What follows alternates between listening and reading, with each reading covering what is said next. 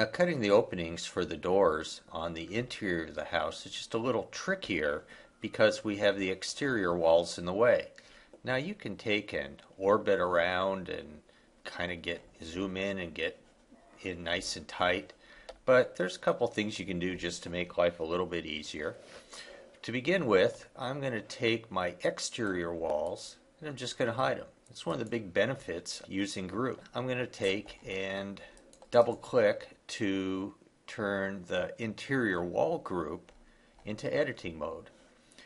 So now it's sort of the same process, and I could go in and put guidelines, but so many of these walls are in different planes that to do it this way. So as before, I'm just going to type in 80 inches, comma, to put that rectangle in place at an 80-inch height, and then come in, go to where it has Z fighting, and click, and it creates my opening for me.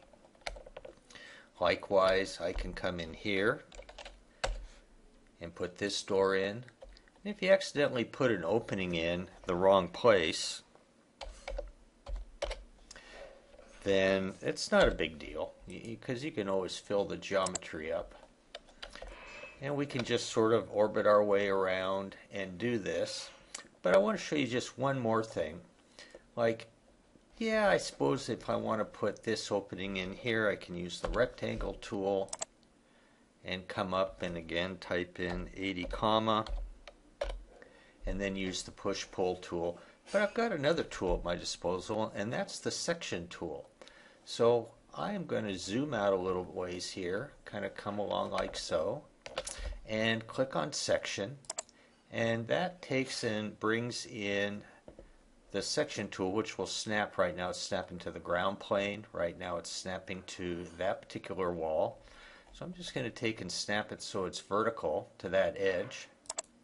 And when I do, I can then take and select it so that it turns blue, and then use the move tool to just pick any point. And as I move forward, just like we did on our doghouse, it's now just a whole bunch easier to go in and put in these openings.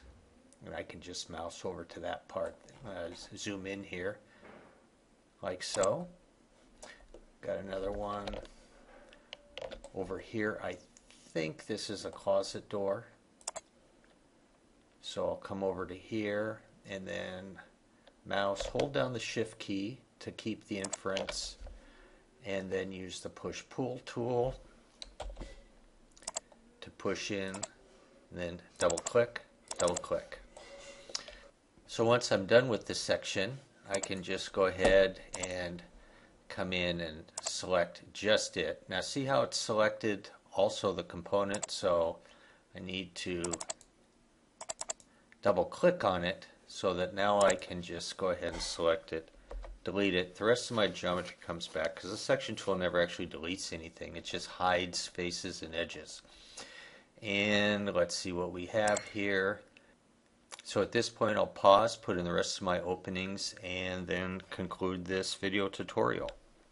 So now I think I have all of my openings cut for my interior doors, and the biggest problem that I had while doing this was forgetting to double click on the interior wall group so that I could edit it.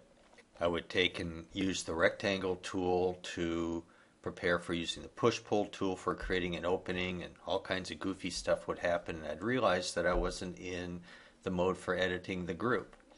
But I am right now, so when I click on floor plan, it comes back and I can take one last look and see if I can get inside all of my rooms. Got the laundry room right there. I have some geometry there that I'm not quite sure about, but I can add that later on. It's possible that there could be a door to go into the laundry room, but I'm going to save that for right now. I'll do a zoom extent, go back to ISO view here. I'm going to now take and unhide my exterior walls and just do one last look around,